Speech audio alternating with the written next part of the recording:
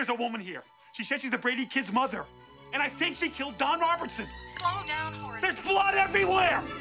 Welcome to the Horror Movie Showdown, episode 84. In recent years, we've had a handful of prominent horror movies revolving around the senses. In A Quiet Place, the characters had to be really quiet, not to get killed by a monster with super hearing. In Don't Breathe, a group of thieves broke into the house of a blind maniac. While in Birdbox, a family had to travel in the blind to avoid invisible monsters making people commit suicide. And finally in Hush, a deaf-mute girl had to fight off a masked killer in a secluded location. In today's movie, See For Me, we follow the blind Sophie who takes a job as a cat sitter in a secluded mansion for some rich people. Since losing her sight, Sophie has become disillusioned and sick of everyone pitying her for being blind.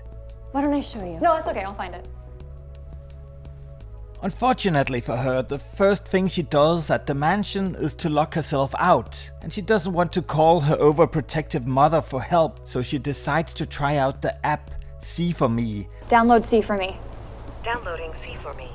Which is an app that connects you to people who will guide you using the phone's camera. Here we get hooked up with a gamer girl who is used to guiding people in video games. The gamer girl is pretty cool and helps out Sophie without pitying her. The gamer girl is also edgy and doesn't question that Sophie is breaking into a house. You were saying? Of course the gamer girl gets saved as a favorite in the contacts, as she could come in handy later in the movie. Save as priority. Now back to the mansion where Sophie starts looking for stuff to steal, as she has gotten kind of self-destructive since her accident. A bit later she goes to bed, and this is when the scary stuff starts happening. System disarmed. Some creepy dudes break into the house at night, and help is far away even after calling 911. So what is Sophie to do to get out of this situation?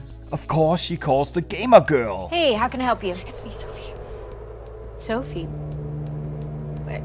Wait, what's wrong? There's people in the house. I will not spoil the rest of the movie, because you are in for an intense ride. Instead, let's get to the scoreboard. The movie has 5 kills, which is pretty insane for a movie like this. The movie has nothing in terms of nudity, but it gets a scariness score of 5, as it is pretty intense to see a blind girl trying to avoid home intruders while not walking into things.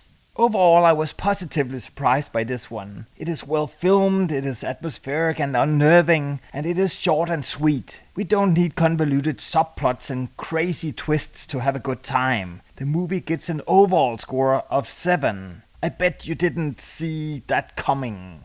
That's all for this video, so thank you for watching, and I will catch you later.